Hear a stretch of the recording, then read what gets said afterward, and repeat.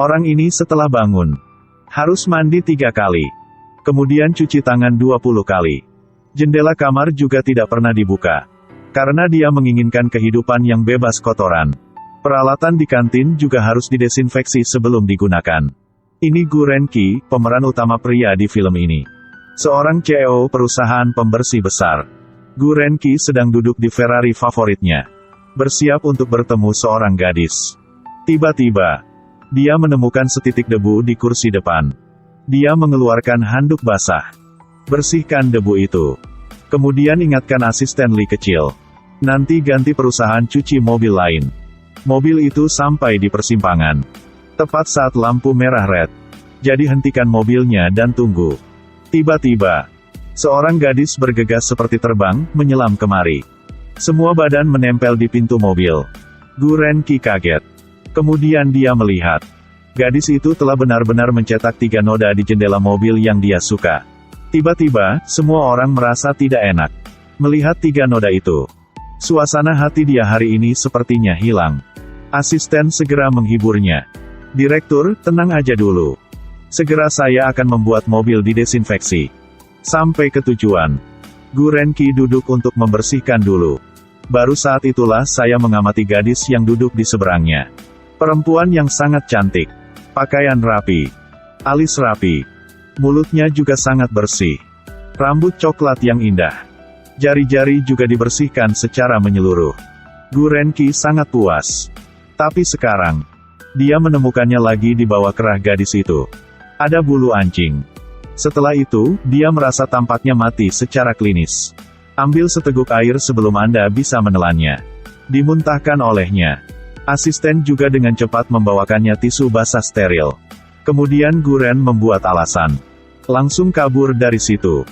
Saat turun ke bawah, Gu Renki ditahan oleh seorang pelayan. Pelayan itu memberitahunya. Namanya Yang Qiao. Mahasiswa pasca sarjana. Baru saja datang ke perusahaan dia untuk wawancara minggu lalu. Dia menemukan kuliahan punya. Merasa bahwa harga diri saya sangat mirip dengannya. Semoga bisa direkrut oleh perusahaan. Memandang Yang Qiao yang tersenyum cerah. Katakan saja langsung. Kartu karyawan miring. Celemek memiliki noda. Rambut berantakan. Saat bekerja, berhenti untuk berbicara dengan orang asing. Apakah ini nilai yang sama yang Anda katakan? Hanya dengan beberapa kata, mulut Yang Qiao menjadi terdiam. Gudaideren keluarkan pembersihnya. Semprot ke atas, semprot bawah, semprot kiri, semprot kanan. Lalu, Yang Qiao mencium bau air antiseptik dan ingin bernyanyi kentut. Yang Qiao akan bersin. Orang suka bersih seperti dia melihat. Putar saja mata karena takut. Untung dia cepat. Ambil roti di atas nampan. Diisi langsung ke mulut Yang Qiao. Lalu dia berlari seperti baru saja bertemu dengan hantu. Keesokan paginya, Gu Renki datang ke perusahaan.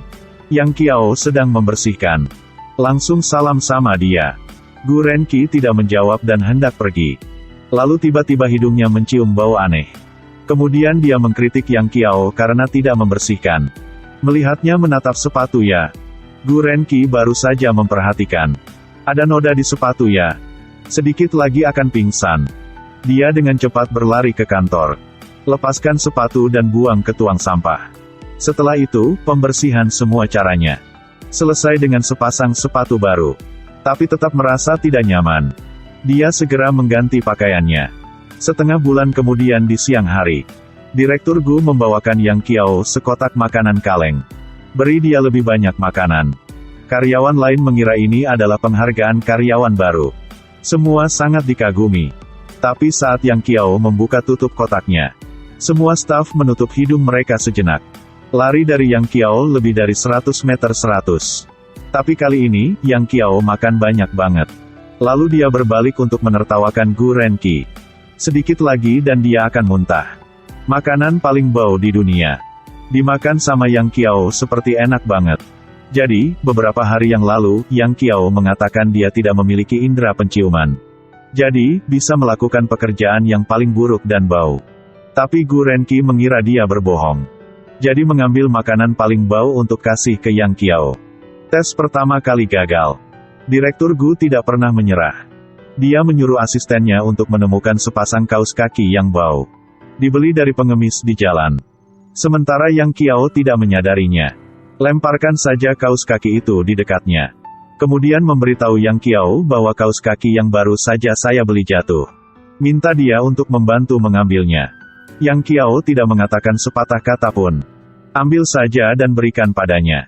Direktur Gu, melihat ini, membuka matanya lebar-lebar. Katakan saja tidak butuh lagi. Lalu lari. Tes kedua gagal. Selanjutnya setelah itu, direktur mencoba bermain racun. Mengambil sepanci air busuk. Semprotkan pada pakaian Yang Qiao. Setelah pulang bekerja, Yang Qiao buka lemari. Hampir pingsan di tempat. Karena saya ingin pekerjaan ini. Dia masih memakai pakaian itu di tubuhnya.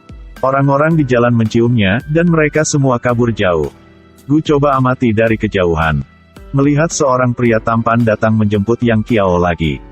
Setelah itu, mereka sangat mesra. Direktur Gu melihat adegan ini. Perasaan cemburu muncul. Orang ini. Hati-hati jangan sampai dicium bibir oleh seorang gadis. Setelah itu, kalian semua belum selesai. Rasakan saja dunia berputar. Cahaya di depan mata semakin gelap. Dia adalah Gu Renqi. Menjadi CEO perusahaan besar yang melakukan kebersihan. Nama gadis ini adalah Yang Qiao. Sebagai karyawan baru di perusahaan. Baru-baru ini, Direktur Gu telah memperhatikan karyawan ini. Pertama, beri dia makanan paling bau di dunia. Lalu biarkan dia mengambil semuanya dan mereka semua bau. Dan biarkan dia memakai pakaian yang telah disemprot dengan air busuk. Buat semua orang menjauh dari dianya. Namun, ada seorang pria tampan. Sangat bersahabat dengan Yang Qiao. Ini membuat Direktur Gu cemburu. Lihatlah Yang Qiao dibawa oleh orang itu. Direktur Gu mondar-mandir di kantor. Dalam kebingungan. Adegan dua orang yang mesra satu sama lain selalu muncul di depan matanya. Kemudian besok, Direktur Gu sampai ke kantor. Segera mulai pergi kemana-mana mencari Yang Qiao. Tapi tidak dapat menemukannya. Akhirnya meminta Paman Kim untuk mencari tahu. Yang Qiao telah dipindahkan ke perusahaan lain untuk bekerja. Direktur Gu segera pergi ke perusahaan itu. Pergi ke tempat parkir mobil perusahaan Yang Qiao bekerja. Saat mau turun ke mobil, saya melihat Song Kie diblokir oleh seorang pria. Jadi tutup pintu mobil lagi. Kemudian diam-diam untuk melihatnya. Ternyata orang ini adalah Kema, teman Yang Qiao. Dia ingin Yang Qiao membantu dia dengan pekerjaannya. Tetapi Yang Qiao tidak setuju. Namun, Kema masih tidak membiarkannya pergi. Yang Qiao hanya bisa bersembunyi di dalam mobil. Ketika Kema melihat ini, dia marah dan pergi. Sutradara Gu mengikuti Kema. Di lift, aku melihatnya di telepon. Dengarkan dia lagi omong, Yang Qiao adalah orang sialan. Direktur Gu mendengar darah mengalir deras ke otaknya. Keluarkan pembersihnya. Semprotan terus-menerus di sekitar. Apa yang sedang kamu lakukan? Ada sesuatu yang kotor di sini. Kamu tidak bisa melihatnya. Kamu keluar dari lift. Direktur Gu dijemput oleh He Kuole, direktur perusahaan ini. Berjalan muter-muter di dalam kantor. Saat mau turun ke bawah, dia melihat Yang Qiao lagi diganggu sama cowok itu lagi. Lalu pergi ke sana. Tanyakan tentang situasi Yang Qiao. Yang Qiao bilang sama dia. Saya pribadi pergi ke manajer untuk menandatangani jadwal kerja. He Kuole bilang Yang Qiao kerja di sini sangat bagus. Dia sangat senang. Lalu dia bertanya pada cowok itu. Ada masalah apa di sini? Kema tahu bahwa bos lagi tanya masalah kerjaan. Hanya berbohong bahwa Yang Qiao datang untuk kerjaan itu. Mereka dulu bekerja sama sebelumnya. Kemudian memaksa Yang Qiao untuk mengangguk setuju. Melihat kelemahan Yang Qiao, Direktur Gu segera mengambil tindakan. Dia menarik Yang Qiao ke arahnya. Lalu mengatakannya dengan tampang keren. Saya tidak pernah memaksa karyawan saya untuk melakukan sesuatu yang tidak mereka sukai. Begitu juga kalian. Jika kamu tidak bisa meyakinkannya, kamu tidak berhak untuk membuatnya melakukan sesuatu yang tidak dia sukai. Karena, saya baru adalah bos dia. Selesai berbicara. Direktur Gu segera menyeret Yang Qiao pergi. Melihat wajah marah Direktur Ko, Yang Qiao segera mencoba menjelaskan. Tapi sejak saya masuk perusahaan untuk bekerja, saya sangat setia pada perusahaan. Kecuali untuk pekerjaan perusahaan. Saya tidak melakukan pekerjaan lain. Yang Qiao masih menjelaskan. Direktur Gu tidak tahan lagi. menoleh untuk mengatakan sesuatu. Saya tidak mengharapkan tabrakan dengan Yang Qiao lagi. Setelah itu, seluruh tubuh Gu Renqi merasa tidak baik. Melihat dunia berputar. Kesadaran juga berangsur-angsur hilang.